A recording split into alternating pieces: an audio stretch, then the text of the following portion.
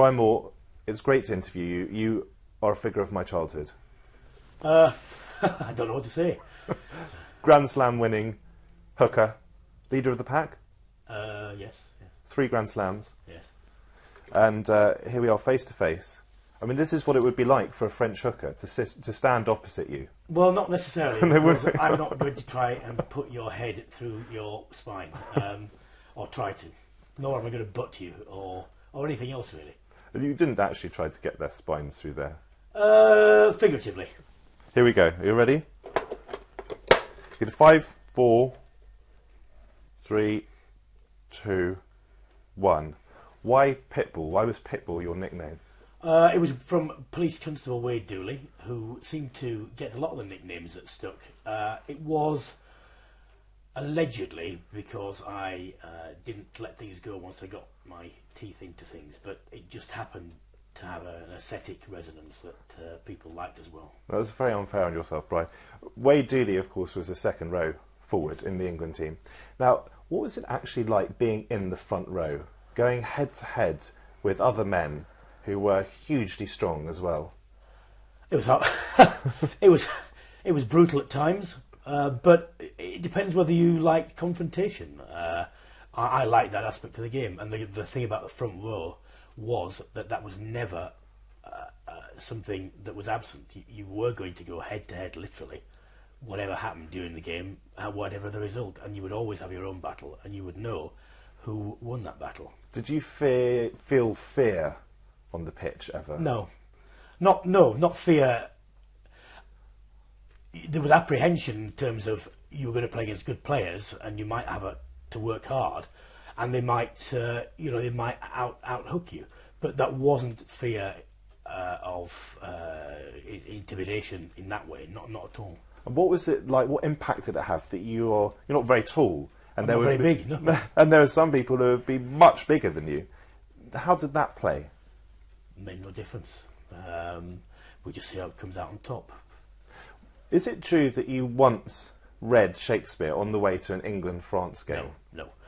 On the way, on the coach? No. It was playing over the system of the coach. It was the half-hour speech from Henry V before the French game, and it was playing. And I did used to read Shakespeare on tour, but there was no point in reading it to the forwards because they couldn't understand the concept of a wheelbarrow, most of them. So what was the point? So how did you psych yourselves up before a huge game? You don't need to. It is there. If you're a competitor, the innate nature of conflict is there in you anyway.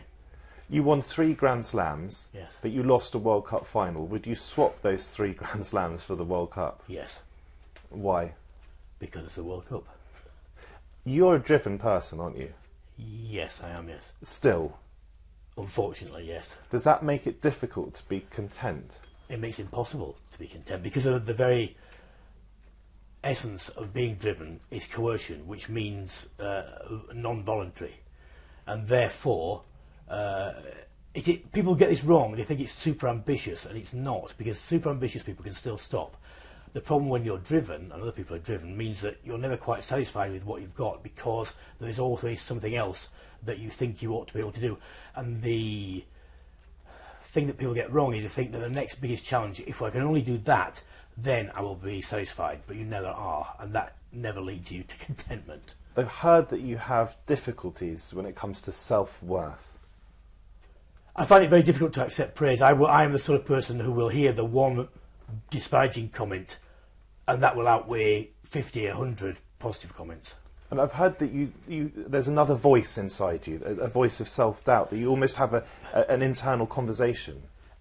Everybody has, for want of a better phrase, an alter ego, but mine is very pronounced in the sense that whilst I literally don't hear voices, there is another presence that has conversations, and this is a negative one that will always, in any situation, cast a doubt straight away, and it's that sort of internal dialogue which is very destructive, and I've got it wrong for so long in arguing with it, thinking it's outside, and it's not. You have to accept and move on.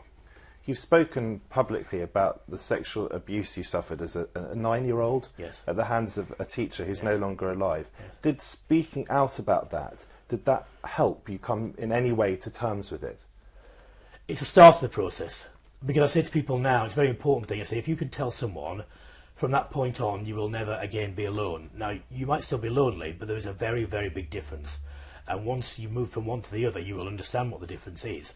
And it's a marked difference, even though superficially it seems slight. Unless you do that, you will never move on. Where does the aggression come from in you? I don't know. Partly genetic, partly conditional, I would think. I don't think it matters. Outside of rugby, outside of commentating, opera? Opera. What else? Chelsea, skiing, fine wine. And that is 5 Minutes with Brian Moore. We only just touched on commentating. Does commentating on a big match replace the buzz of playing in a big match? No.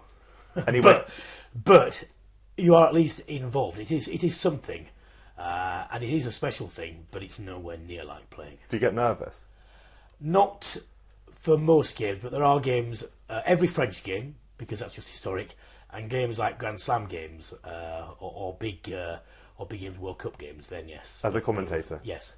On behalf of the England team or on behalf of yourself? Myself, I think. It's the desire. I know I can't play again, and there are most times I don't want to get over the white line, but on occasions there are times when you want to jump out of the box and go on and do your thing. Thank you very much indeed. That's all right.